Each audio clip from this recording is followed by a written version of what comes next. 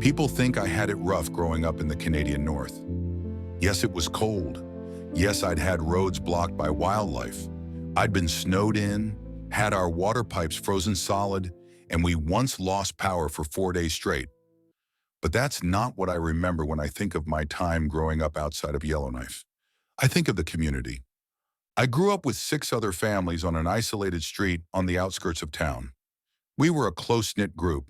I always knew we were a bit different in a way. We were immigrant families, but that never played a part of it.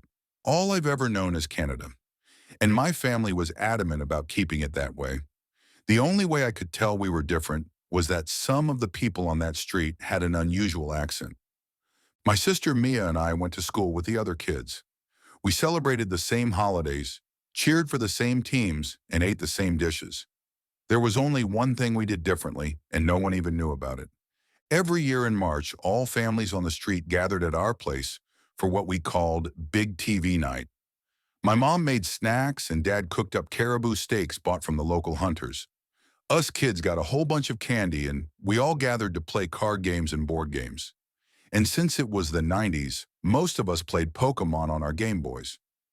By the time Big TV Night started, most of us kids were out cold, sugar crashed and overstimulated. I only saw the show a handful of times since it began just after midnight. I didn't see the appeal personally.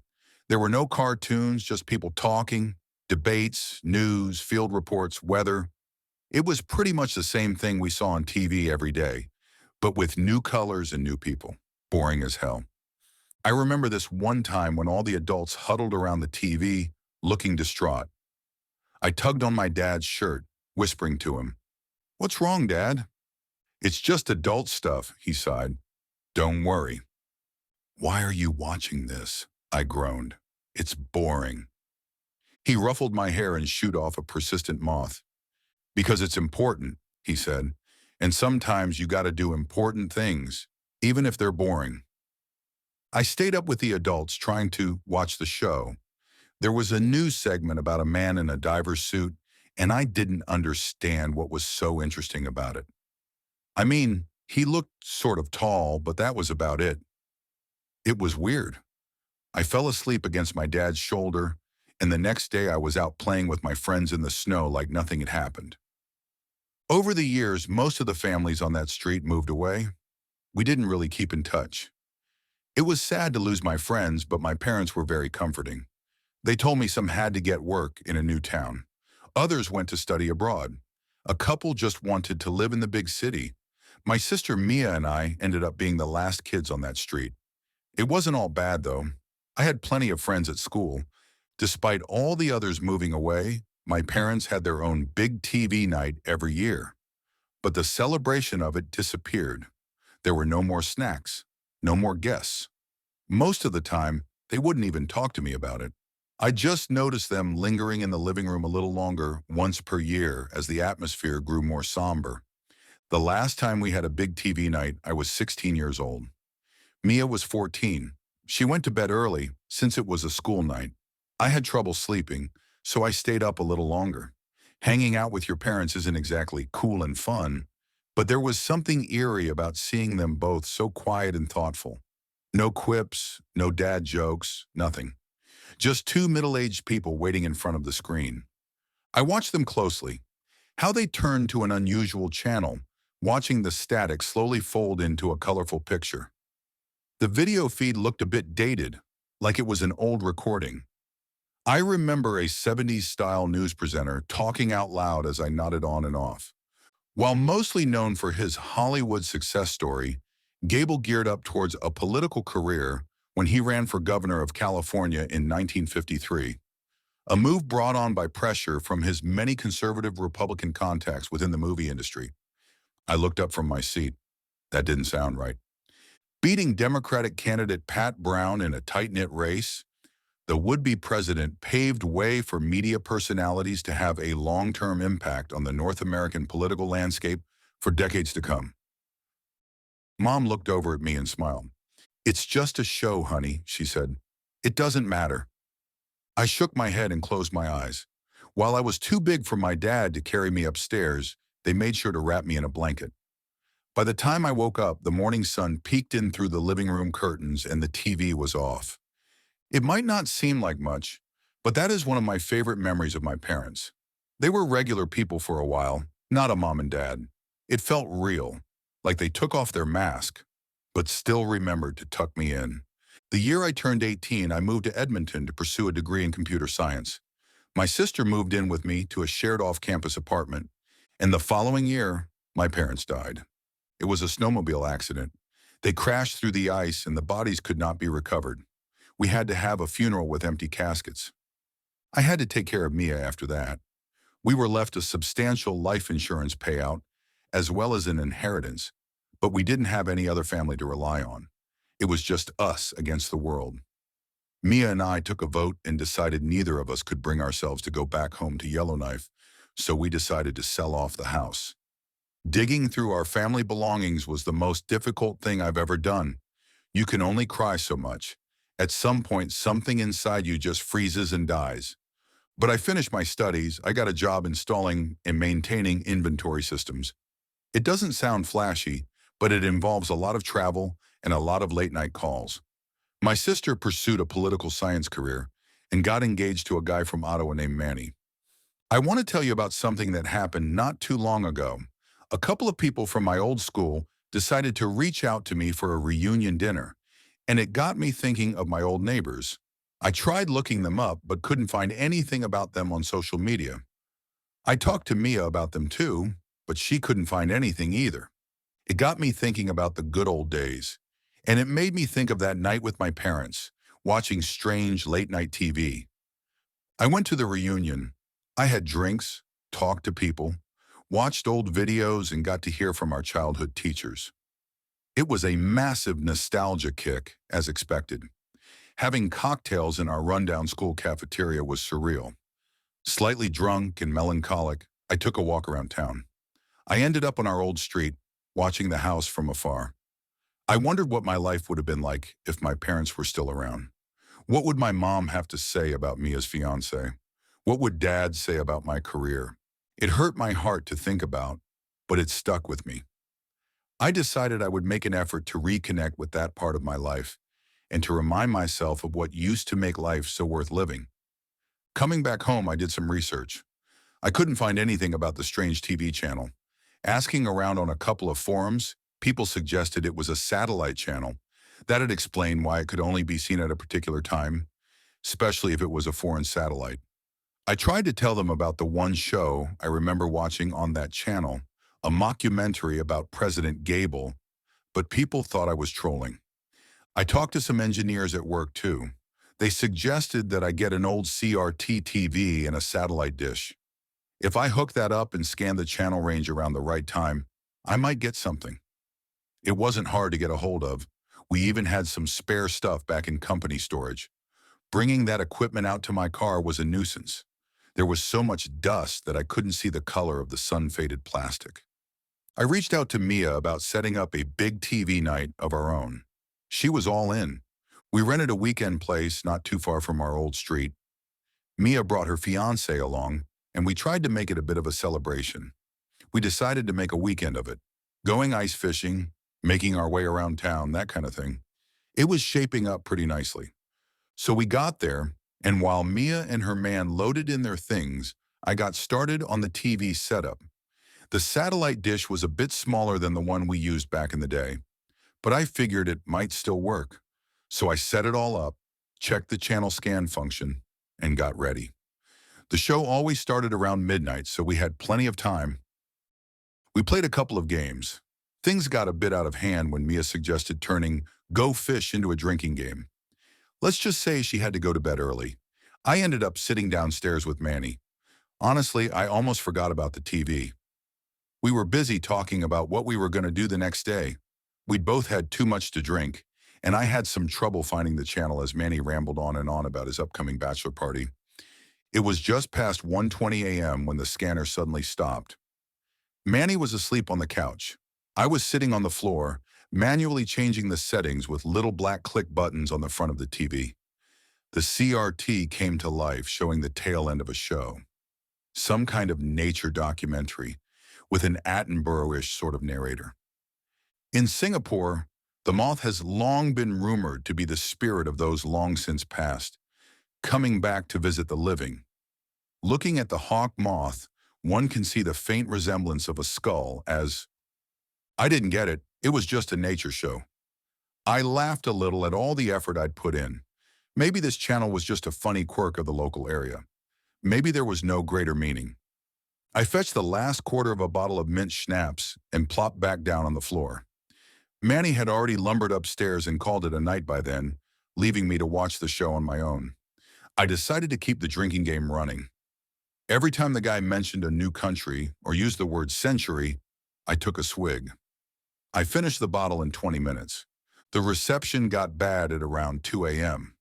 By then I was barely aware of what country I was in. The TV was laced with static as the show came to a close. I was rolling the bottle back and forth on the floor, as if trying to play spin the bottle with myself. The narrator continued.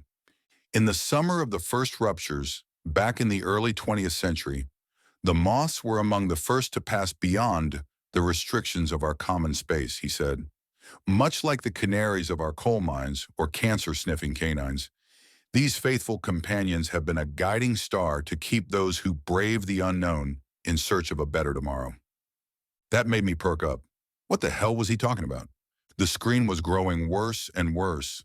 I smacked it on the side, almost dislodging the satellite dish connection cable.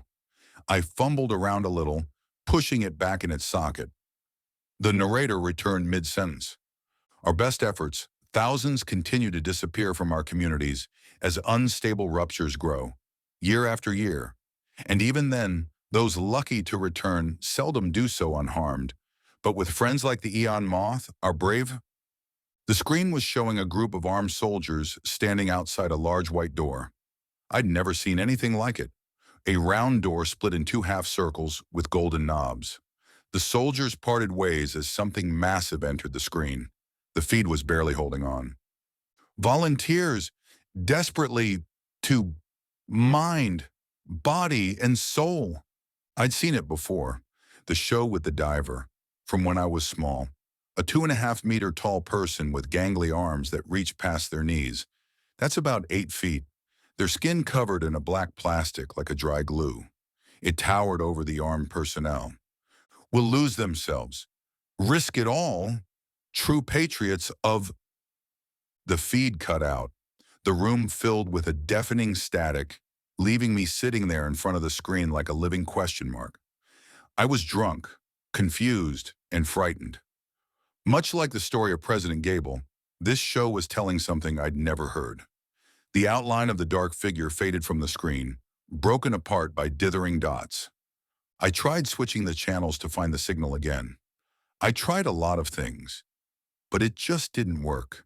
It was lost and I was too drunk to figure anything else out. So I turned the TV off and sat there in the dark, brushing my fingertips against the grain of the wooden floor, as a moth fluttered by the windowsill. There wasn't much to say. I woke up the next day with a schnapps-tainted punishment hanging over the back of my head. We skipped ice fishing and went straight for junk food. It turned into a slow and pleasant weekend overall, but the thought of that strange show stayed on my mind the whole time. I tried to explain it to Mia, but she didn't understand what was so fascinating about it. So I watched a weird nature documentary, Drunker Than a Skunk. So what? I didn't make a big deal out of it at first. On our way back to Edmonton, I read a couple of articles on moths, but I couldn't find anything about an eon moth, as mentioned in the show. I couldn't make heads or tails of it, so I figured I might have misremembered something. Manny was behind the wheel, so Mia leaned over to check what I was reading. She sighed and rolled her eyes. Ugh, I hate moths. I don't mind them, I said. I used to get them all the time, she continued. They were all over the floor. No, they weren't. Yes, they were. You didn't notice. You slept upstairs. I was downstairs all the time, I said. She rolled back into her seat, leaving me with my article. Not the last 2 years or so. You were busy being an angsty teen stuck in your room. Point taken. For the next year, TV night became a sort of hobby project of mine. Whenever I had an evening to myself, or wanted to get away from my thoughts for a while, I turned to my project. I did notice a couple of things. For example, the TV show always occurred on a full moon, during something called the worm moon, where earthworms first appear in the northern hemisphere. It also seemed to have to do with the location itself. I asked a couple of acquaintances in the area to see if they could tune in around that time in nearby locations, but they couldn't. By process of elimination, I could narrow down the window of opportunity significantly.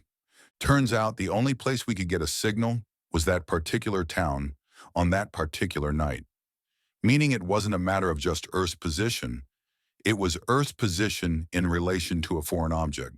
I talked to Mia a couple of times about going there again the following year, but she wasn't interested. She and Manny were settling down to plan a family, and they were having their wedding in May. She couldn't afford to go off on another drunken nostalgia trip with her older brother, so she decided to pass. So I had to do it on my own. I figured maybe I could go mobile, using a van and maybe a radio. Maybe there were more signals to pick up on. So I prepped a kit to install in the back of my car, along with backup batteries, signal tuners, and a whole bunch of safeguards. I was also ready to record the whole thing to show the internet that I wasn't crazy. Then again, I was the one hooking up old CRT TVs to a chunk of plywood in the back of my Honda, so I wasn't making a great case for myself. But one question lingered with me all year. Why was this particular show so interesting to my parents? Maybe that show was the reason they moved so far up north to begin with. A full year passed. Celebrations, birthdays, spring to summer, to autumn and winter, New Year's Eve, after work outings, movie nights, car trouble, and taxes. But in the back of it all was that project of mine, waiting for just the right time. And although I'd be alone, I was more ready than ever. I'd taken a couple of days off work, and I went back up north. I had everything set up in the back seat with a detachable panel, so I could get some sleep if I wanted. 2 TVs with serial-linked car batteries and 2 portable long-range radios. I had some recording equipment, a spare GoPro, and not a drop of schnapps as far as the eye could see. And with that, I set out for the far north. I called Mia to tell her where I was going, and that was that. She wasn't impressed. It's about a 15-hour drive, but I was ready. I had snacks, planned stops, audiobooks, and a clear timeline. It was kind of nice to get away from everything for a while. A lot can be said about the Canadian countryside and its endless snowscapes, but there's a peace to it. If you're not used to it, the cold can feel oppressive, but for those who've lived it, there's a particular feeling in the air that doesn't exist anywhere else. There's almost a taste to it. You can feel that you're going home. By the time I got to Yellowknife, it was late in the evening. I'd booked a room and my back was so stiff that I could barely feel my legs. The optimism and adventurous spirit had run out of me somewhere along Alexandra Falls, but at least I'd made it. Having someone to travel with and to take turns behind the wheel really makes all the difference. One parking, one stretch, and a pair of keys later, and I was face down into a soft pillow. Next night would be a long one, so I had to rest up while I could. The next day was all about prep and experimentation. I set up my equipment in the back of the car, tested it, and made some last-minute adjustments. I spent some time driving around town, looking to see if I could get an inkling of a signal early, but it was a no-go. I got a few concerned looks as I passed certain streets for the 3rd and 4th time. I had a nice dinner at a local restaurant, a long shower, and got back on the road in the evening. I got myself a full tank of gas and layered up with plenty of clothes. It looked like a rough night as the wind picked up, crystallizing the tip of my nose the moment I stepped outside the car. Weather was the one thing I couldn't account for, and I didn't know how strong the signal would be. Could a cloud cover ruin this whole thing? I checked and double-checked all batteries, including my phone and GoPro. I was as ready as I'd ever be. By 11 p.m., I was parked on my old street with all systems running on full blast. Recordings were prepped and ready. I was going to do a short drive test, east to west, then north to south, to see if I could prolong the signal by following it. I was going to do it slowly, but just getting a trajectory might help me identify where it came from to begin with. It was just a couple of minutes to midnight. My leg kept doing that shaking thing, and my mouth felt dry despite chugging a ginger ale only minutes earlier. This was it. There was a thump of anticipation in my chest as time slowed to a halt. There was something special about today. I could feel it. Maybe I'd get some answers. If not, I didn't know if I could keep it up for another year. This had already been a huge time sink as is. But as the electronics slowly rumbled to life, it was all worth it. Both screens turned from static to a dark background, and to my surprise, the long-range radios picked up on something too. The same broadcast, but just the audio. I hit record on everything and started the direction check with my car, as I listened and watched. It only took me a couple of minutes to realize the signal was moving from southwest to northeast. There weren't a lot of roads out there, but I'd follow for as long as I could. I found a slow pace I was comfortable with, turned the rearview mirror, and watched the segment that came on. There was a man in a TV studio with a black neutral background. He was wearing these large square glasses to match his equally square jawline.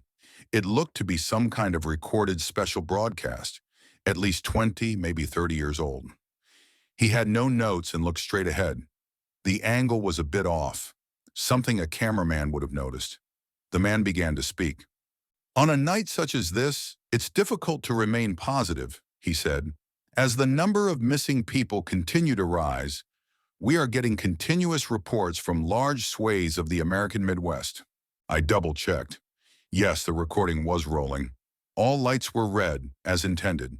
Minnesota, Iowa, Missouri. We're looking at tens of thousands, possible hundreds of thousands. It has become a nightmare made manifest. The man took off his large glasses and slowly folded them into his pocket. Containment efforts have failed. Retrieval efforts have failed. 6 members of our broadcast team haven't reported in from their excursion to Cedar Rapids, and we fear the worst. I took a right turn and stepped on the brakes gently. I leaned back to turn up the volume a bit to make sure no syllables were lost over the puttering engine. The wind had picked up and struggled against the hood of the car, howling in anger. Our allies across the Atlantic are fleeing large population centers as evacuations backfire, with desperate, inhuman efforts on full display. To the south, the border is closed, and armed forces exchange live fire in panicked skirmishes.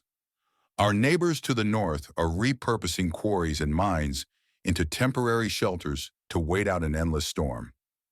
There was a shake to his hand and a tremble to his voice.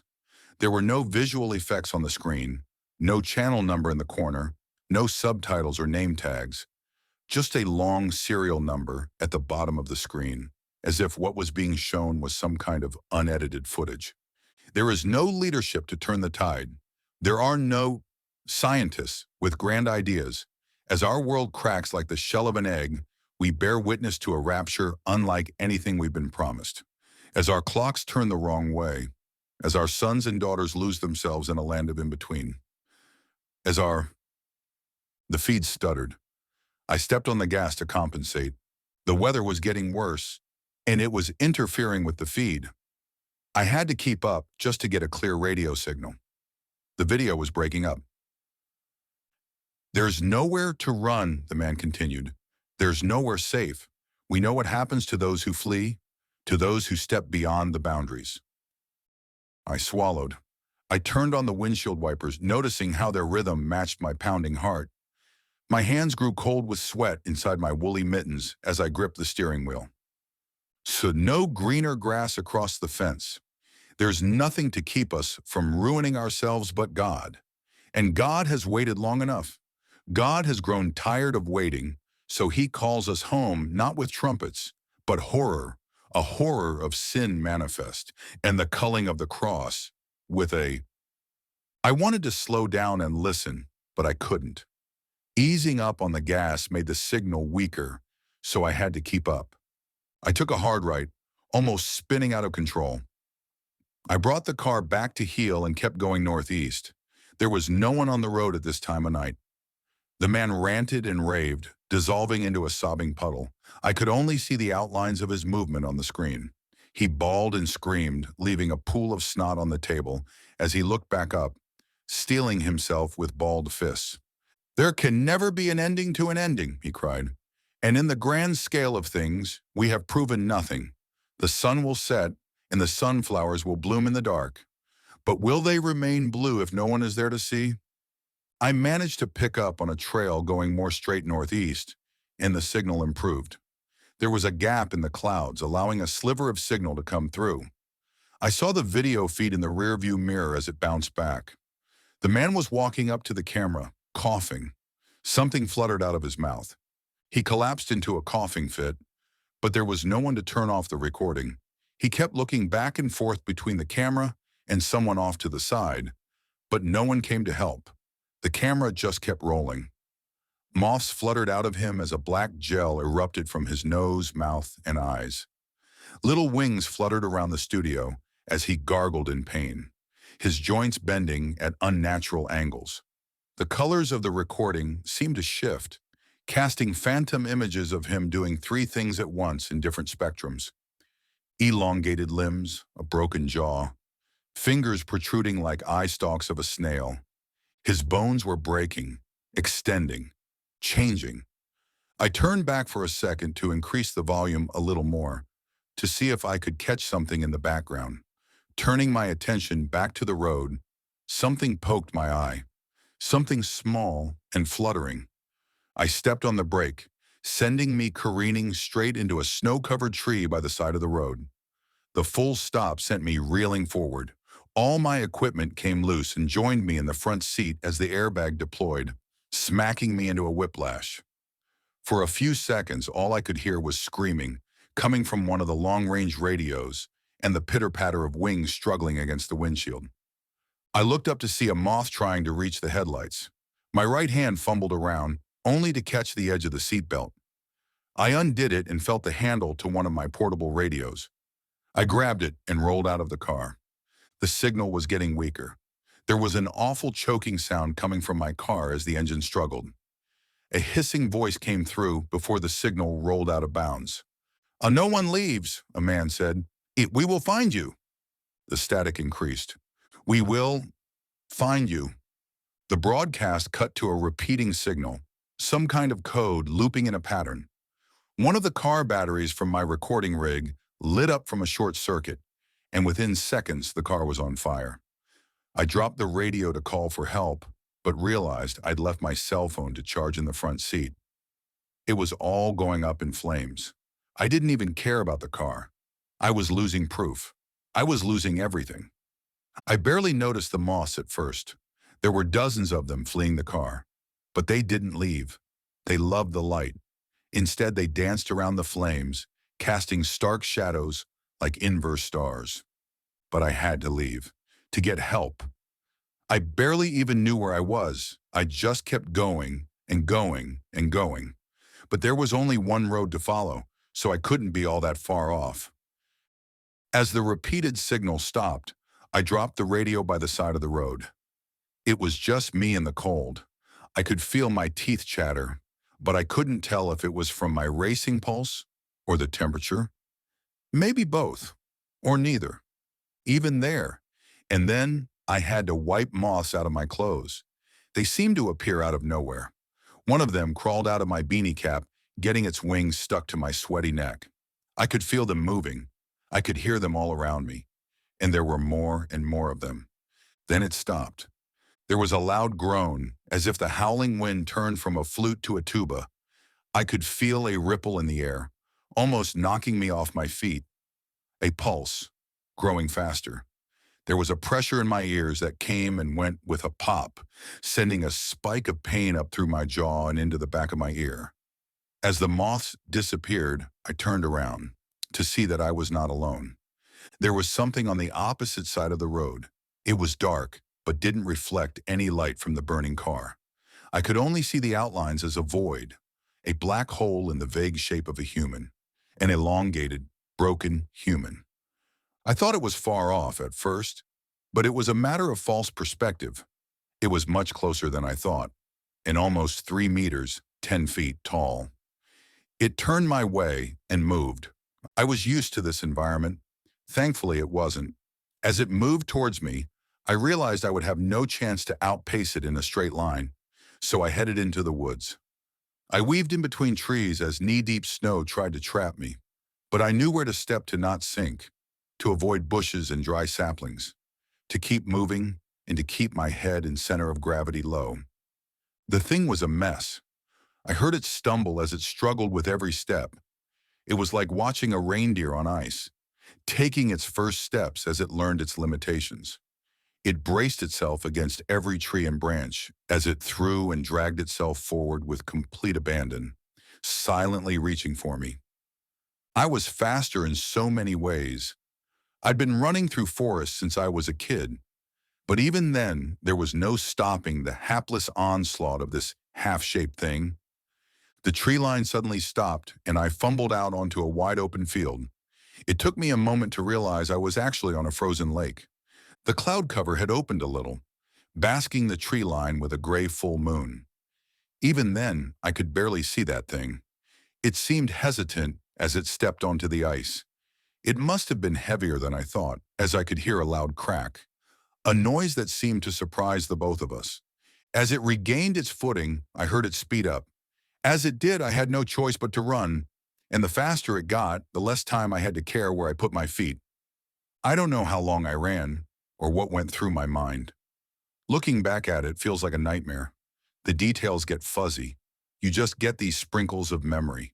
My lungs burning from the cold air, the pooling sweat in my shoes, the whisk of a cold wind against my left hand, exposed to the elements. I must have lost my mittens somewhere along the way, but it gained on me. It towered above me, and as the man on the radio had prophesied, it had found me. It leapt, bringing down all its weight on me and the ice. Now, I don't know if it was the immense weight of this thing or cracks from the many ice fishing tourists, but we didn't just go down. We went straight into the frozen lake. For a second, it was warm, silent.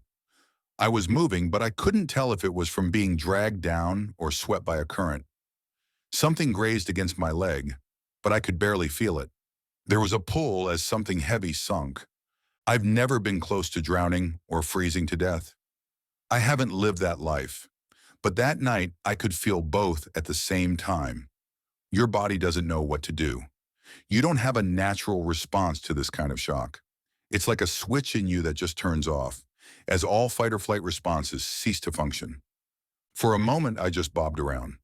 Something moved underneath, sinking deeper, and I remember one thought coming to mind. I wondered if my parents had thought the same thing. Dying is easy. Mom and Dad were never scared. Maybe they knew something would be coming for them. Hell, they might have known they'd end up dead in a lake, or worse. But maybe knowing the end to the story isn't reason enough not to tell it. They'd held the truth from us, for better or worse. But in the wake of their deceit, we found warmth. Falling asleep on my dad's shoulder, having my mom tuck me in after a long night. No matter where they would go, those moments would remain. I'll never deserve the luck of having a tourist family seeing the ice break from their cabin, of being pulled out by the neck, of having a retired nurse perform CPR as the locals flocked out in force to help from every corner. I just remember my eyes having frozen shut and my lips painlessly cracking as I tried to speak. But deserving or not, my life was saved that night. The repeated pattern I'd heard on the radio had burned into my mind. I sketched it out on a notepad in the hospital as a Morse code. Before Mia came to see me, I'd interpreted the message and come up with a theory. Archive 93 Auto, it said. It wasn't playing a live broadcast. It was playing some kind of archive video, most probably a fast-moving satellite. I think my mother and father came from somewhere else, some strange, nightmarish place. The broadcast talked about sheltering in the mines. Yellowknife has a history of those. Maybe the other families came from a strange place as well. Maybe they all settled down in front of their TVs on the one day a year where a signal from home could make it through. I think that thing found my parents. It doesn't like those who cross from that place to ours. And even though my parents made a life for themselves here, I think it got to them in the end. I don't think they just crashed a snowmobile through the ice. I think there is a good reason why their bodies were never recovered. I think they were taken away, and I think that's what almost happened to me. I don't know the rules. I don't know if it came for me because I listened too closely or because I was born somewhere else. Maybe I wasn't, or maybe I was. I have no one to ask, and I can never know for sure. When my sister finally arrived at the hospital, I hadn't decided on what to tell her, but she flung her arms around me, crying onto my shoulder. I could feel that it wasn't anger or disappointment. It was just relief. "Please," she cried, "please be done." And with that, I made up my mind. "Yeah," I wheezed. "I'm done." It's been some time since then, and I've recovered in full. I've stopped listening. I've stopped looking for answers in the stars. I only write this to remind myself that it ever happened before I delete my account forever. I have no need to keep in touch with the AV geeks anymore. I'm done. But I'd be ignorant if I said I wasn't bothered. With every flutter of a moth's wing comes a question. Are they still looking to bring me home?